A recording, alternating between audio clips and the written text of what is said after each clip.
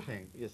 The proof is that if you, as you said, look at the siyaq sabaq of this, the issue being discussed is that the Ahl Kitab of his time rejected him and differed with each other regarding the ultimate fate of Jesus Christ. Whether he died upon cross or disappeared, whether he remained here or migrated, these were all the issues of discussion. Yes.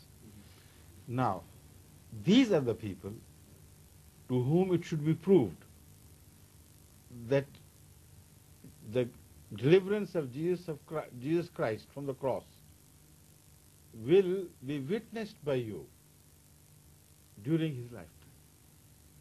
And during his lifetime, all the people of Israel, not only you here, but all the people of House of Israel will have their share in faith of Jesus Christ. So he will be given support, not by these two tribes, but by all the tribes. Now, this is obvious meaning because the people of his time rejected him. If the sign is shown to some remote people who have nothing to do with this controversy, then what purpose is served? For 2000 years he is considered to be a false man, a false prophet, a false claimant, and Ahl Kitab generation after generation die in rejecting him.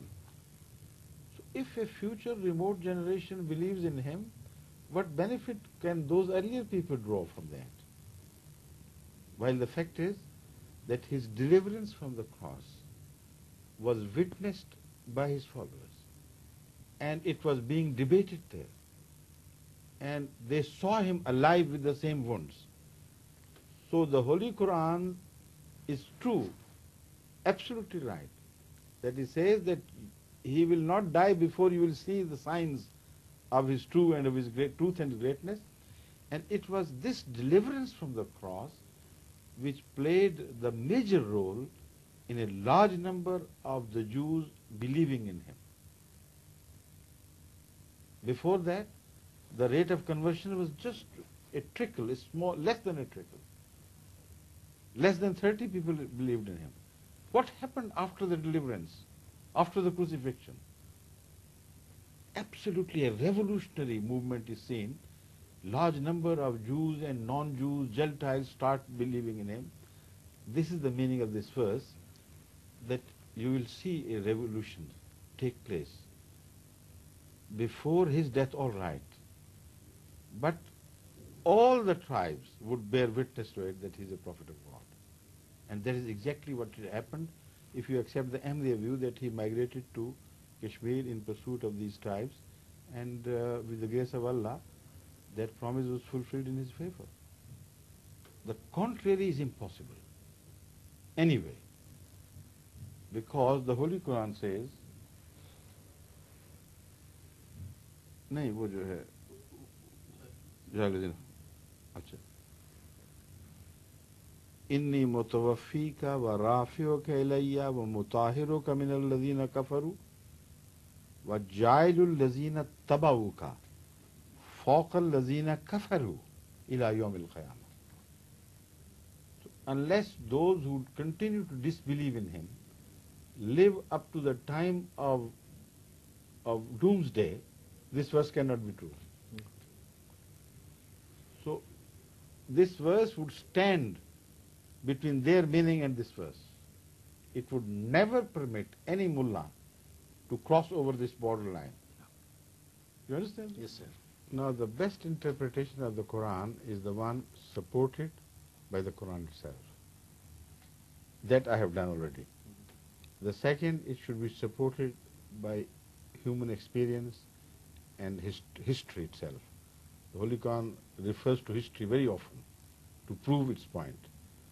Now I come to the historical evidence that what I am interpreting is absolutely correct, and this is what happened.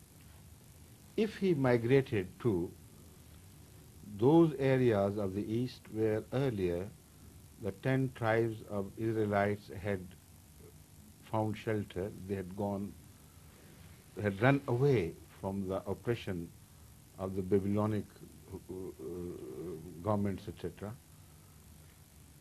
we must find their trace.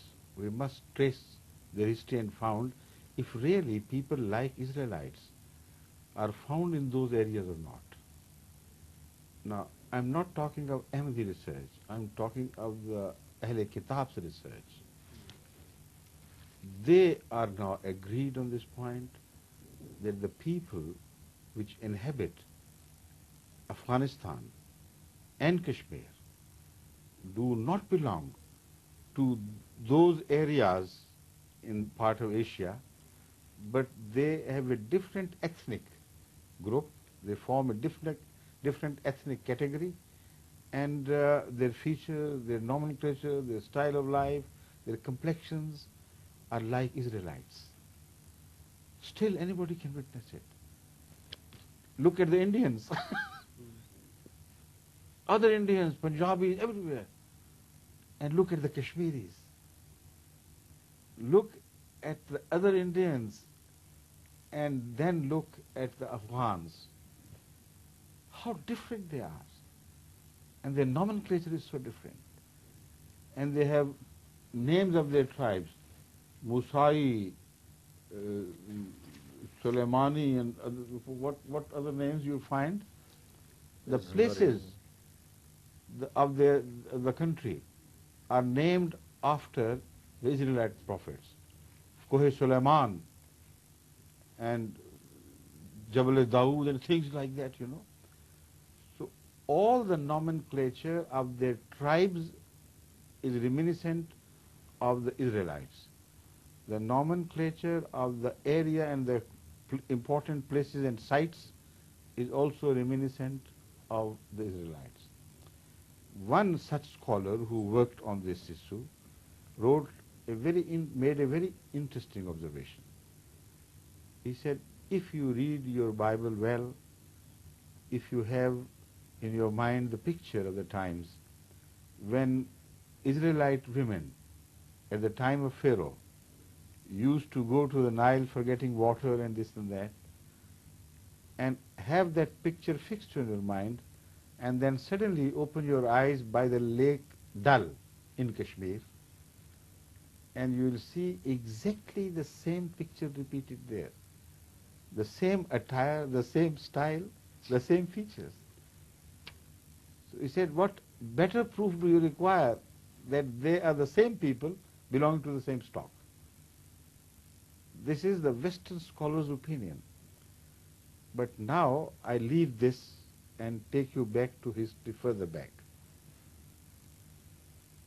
What time, in what age did Jesus Christ disappear?